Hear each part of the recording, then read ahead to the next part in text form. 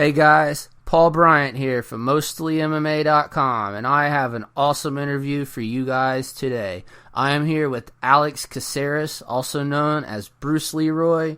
He's going to be fighting on UFC 223 against Artem Lobov, aka The GOAT, and we're going to jump right into this. Alex, how are you feeling? I know that you had the flu and you were a little under the weather, so just wondering how you're doing today. Oh yeah. Just lasted for like two days and a half. I get over the sicknesses pretty quickly. Yeah, that stuff sucks, man. You wake up and you just know you're going to be feeling bad all day. So I wanted to ask you, man, your fight with Artem Lobov, that fight's official now, right? Yes, sir. Cool. So that's going to be UFC 223, April 7th in New York. How do you see that fight? Brooklyn, okay. How do you see that fight going? Are you pretty excited for that one? Oh yeah, I'm excited. For any fight, really. I'm never really too concerned about the opponents and whatnot. I just know that my performances will always be great out there. Really, I see it going very well for me. That night, it's Brooklyn. I feel great. I'm in great shape. I've been training really hard. I don't know what else to tell you, man. I feel really good.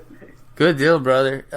Do you have any predictions for that fight? I figure you and Artem, I figure that probably be maybe a stand-up fight. Probably a pretty exciting one. Yeah, it might be a stand-up. I'm sure it'll be a stand-up fight. I never really see them go for takedowns. They might be working on stuff new, so I always try to prepare for everything. And give the person the benefit of the doubt on wherever the fight may go. So I just try to prepare for the best and do my best out there. Did that fight get you excited when you was offered that fight? He's kind of, he's not maybe a super high-ranked guy, but he is a pretty well-known guy. The casuals know him. Well, to be honest, man, I don't follow or watch the sport. I didn't know about Artem Lobov until they told me that I wasn't going to fight him. And it's the same with any of my opponents. I don't mean any disrespect to my opponents or anything. It's just I really don't watch the sport or keep up with it at all. So you probably, I was going to ask you, you probably haven't heard the jokes about him being the GOAT then? No, I have not. Okay. I don't really know how it got started, but all over the internet, it's just, I don't know, it's just an ongoing thing where people say that Artem is the GOAT. I guess it's just because he's like Conor McGregor's like protege or whatever. So that's a pretty common thing that if you're ever talking about MMA, all of a sudden someone will just throw in an Artem joke in there. It's kind of funny. Okay. I guess I was wondering why they were calling him GOAT a lot. Like on all the Instagram posts and shit. Yeah. Let's see. I had a fan question for you. They wanted to know what's with the smiling. Is that like a tactic? Did you do a lot of smiling? No, not at all. Like in all honesty, and without trying to answer this without any pretense, I have to say, and I truly believe this. I feel like maybe I'm one of the only fighters left that enjoys fighting. Mm-hmm. So. It truly is a dream of mine. It truly is a passion. So when I go out there and do it, I have to enjoy myself. How can you not be happy when you're performing in your dream job? Yeah. I ask myself when I see others just looking so angry and mad and stressed out in camps and before fights. Camps get me excited. The hard work, the build-up for the fight gets me excited because I know I'm getting ready for something great, ready to go out there and showcase my ability and then bring a new light to martial arts, not make it a... How would you say, like grindy bar fights? You know what I mean? Like yeah. Not just two angry tough guys punching each other, hockey fighting basically. Nah, I don't think it has anything to do with that. I'm really into the martial arts aspect of it. I'm a preserver of life, not a destroyer of life. So when it comes to performing something or doing something that I love, I'm going to be happy when I do it. So I'm just truly enjoying myself when you see me smiling out there, man. Good deal, brother. I love it. I have another fan question for you. What part of your game do you think you can improve the most? Obviously, you're still pretty young.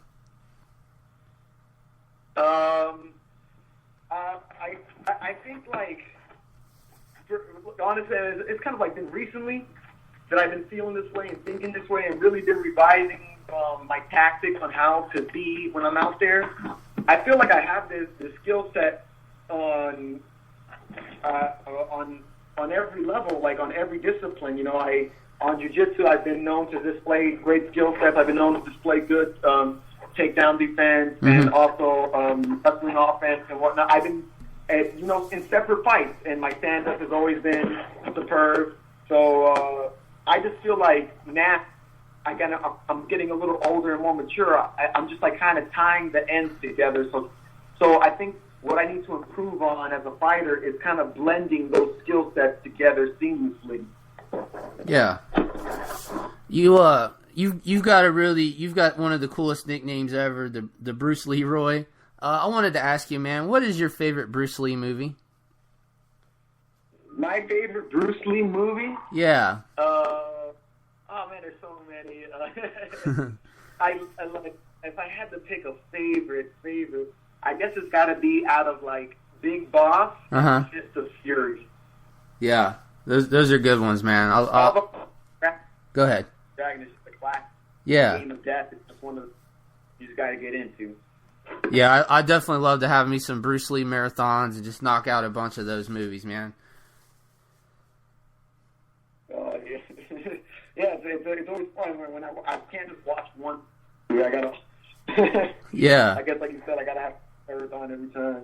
Hey, I wanted to ask you, how do you think Bruce Lee would have done in MMA? Obviously, as the years go on, fighters just keep getting better. They get better at it, but maybe if you'd throw him in there, like in the early days, how do you think he would have done? In the early days, like I think what's very special about Bruce Lee is that he's a true martial artist. He never sat there and say this one way works better than all other ways. He was very open to learn and embrace new ideas. So with the skill sets that are out here today, like Brazilian Jiu-Jitsu, wrestling, I guarantee that Bruce Lee wouldn't have stayed as like a striker. He would have went in there and became an excellent wrestler, became an excellent Jiu-Jitsu artist, and just really been very versatile, because even in Enter the Dragon, you saw him pulling off arm bars and shit. Yeah, definitely. So like I'm just confident in his ability that he would have just kind of transitioned very well. Yeah, so do I. He would have definitely been. He would have been in love with the game, and he would have learned. You're definitely right about that. Yeah, I totally agree with that one. You have a ton of like backyard like street fights. Or I don't know if you call them street fights. I guess they're like sanctioned backyard fighting. You've got a bunch of those on. Go ahead. They were gang, basically. They were what? Gang fights. It's how the gang members, different gangs in Florida, used to settle their differences. Rather than going out and shooting up each other in the street, they would just set up their best fighters against the other gang's best fighters. And I wasn't a part of the gang, but I had friends that were in there, so they would have me come out there and represent them. How far into your MMA training was you when you started doing that? Or your martial arts training? I was probably 2 to 3 years in. How did you get into that? How did they approach you about that to start doing that? The fight? Yeah. Well, like, man, I feel with a lot of people in Florida. I ran with a lot of knuckleheads too. I myself was a knucklehead. It's just homeboys that I knew, and I brought them to the gym one day, and they liked what they saw, and they said, "Hey, man, we got to ring out here, and we're putting house and on these fights so that we can make a lot of money, and also, I guess, get the street cred or the reputation, the backing behind them, so they can hold their spot tighter." Did that help you get into the Ultimate Fighter? Nope. I tried out for the Ultimate Fighter, and literally, when we rolled around, hit some mitts, and when it came to the interview, I walked in for the interview, and the guy that was doing the interview, the PR guy, was just he just looked at me and started laughing out loud, And I guess I think he called me like a young Michael Jackson. He's like, "Oh, don't worry about it. You're already in. Just get out of here." I'm like, "All right." They just saw me and just said, "Okay, let's pick this dude." That's awesome, Not man. too many people, bro. Yeah, I love the Fro, man. You were on The Ultimate Fighter, and there's a couple guys that kind of like, I don't know, they kind of mess with you a little bit, and they're not around anymore. Do you ever think about that, like how they're kind of stressing you out a little bit on the show, but now they're gone, and here you are, you've had a long UFC career. Yeah, I don't really think about it too often, man. Not at all. Just some people really need that kind of those petty confrontations so that they can hype themselves up so that they can get angry or make themselves feel bigger than what they really are. I never saw it that way. I'm always ready to fight, man. So whether I'm chilling, I'm smiling, if I'm relaxing, if it comes my way, I'm going to handle the business. That's what I believe a martial artist should be. Constantly ready. I don't have to make the situation happen. If the situation does happen, then I'll handle it.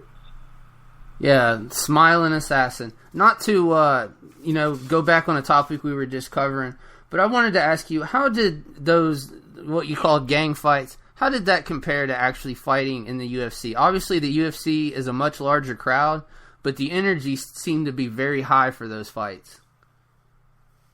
Well, there's a huge difference in those fights. In those fights, that referee is not going to break it up. Right. There are no rounds. There is no time limit. Those are completely finished fights. Until one person says you don't want to fight no more or they can't fight no more, it's going to keep on going. And now, it was it was a little bit more real, I guess you could say, Mind you, fighting in the UFC, they're a lot more skilled, they're a lot more deadly with the martial arts, but the situation and the environment of the street fights were a lot more deadly just because there was no doctors, there's no medical team, no cut man, no rep. It was just a straight up scrap. So I think it was a good experience. I mean, because that's what I did. That's what I did. I used to get pickup fights in school. Like we used to just make bets on each other. If we had a problem, put your money where your mouth is. Yeah. But that's why I train martial arts, and that's how I train martial arts. I train for the real, not for the sport. I play the sport because it makes money and it's cool and I like it. It's fun. Mm-hmm. But I train for life. When the shit hits the fan, I'd rather have the gun and not use it than need it later. Yeah. I was going to ask you, what are your thoughts on fighters going to different camps? We've seen some fighters and coaches, they feel a little betrayed when that happens, but there's other fighters that are like, I need to go here for my wrestling. I need to go here for my striking. What are your thoughts on that? Well, so now I'm going to bring it back to Bruce Lee, Mm-hmm. It's the same, I feel like it's the same thing that happened when Bruce Lee started training foreigners. Kung Fu. Mm-hmm. The people start getting mad, they feel betrayed and whatnot, but just like Bruce Lee said, and I'll say it just like this about different camps, martial arts is a free thing. Nobody owns it. Right. Only way that it can expand and grow is if we go to other places and learn from each other and take from each other's pages and build our own books. It's the only way we can evolve martial arts, let alone ourselves within martial arts. So I do believe that, like I would go in Japan or like China call it, when they're fighting and stuff, they call it a game. They're like, oh, good game. Like, it's not even a sport. It's not a fight. It's a game. Right. So if it's a game and it's that serious and we all want to get better, we all should share. We're all playing here, and only steel's going to sharpen steel. Sure, I don't care if people watch me and know my skills. It's only going to make me better and find other skills so that I can keep performing or tricking them into the same situation. But other than that, man, it's a free thing. Knowledge is free. There should be no reason why people are trying to keep it to themselves. And people that get mad because somebody leaves and needs to train somewhere else, then that's just the person that doesn't want to see that other guy grow. Right. You can't somebody back because you feel betrayed or you want to make it a personal issue because everybody knows that it ain't personal. Yeah, I agree, man. I agree. Where are you going to be training, and who are you going to be training with for the Artem fight? Well, I'm here at the lab. I've been training at the MMA lab, training with Eddie Shaw and everybody out here. So, also training a little bit. Hopefully, bring my coach from Florida, Master Manolo, so we can touch base and do a little something as well. But other than that, just basically at the lab. Awesome, bud. Hey, a majority of your fights have been on Fox or the fight nights. This one's going to be on pay-per-view. Is there any difference for you as a fighter? Do you have a preference? I didn't even know it was going to be on pay-per-view.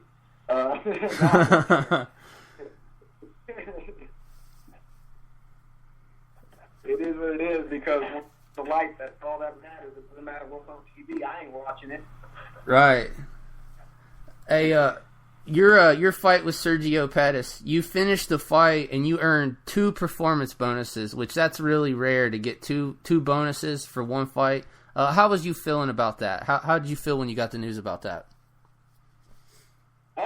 Sure. Always feel good when you're making a little extra money, you know. Yeah. So, man, it felt good to do that. You know, it was a very good fight. It was a tough fight, man. He was very fast. I'm not used to fighting people a little bit faster than me, you know. So, it was a great fight. I felt good with the bonuses, you know, putting the good use and spend it frivolously like I probably would have if I was younger. Yeah. Is there any rematches you would like to get? Your fight with Yair is one of my all-time favorite fights, man. I would love to see you two fight again.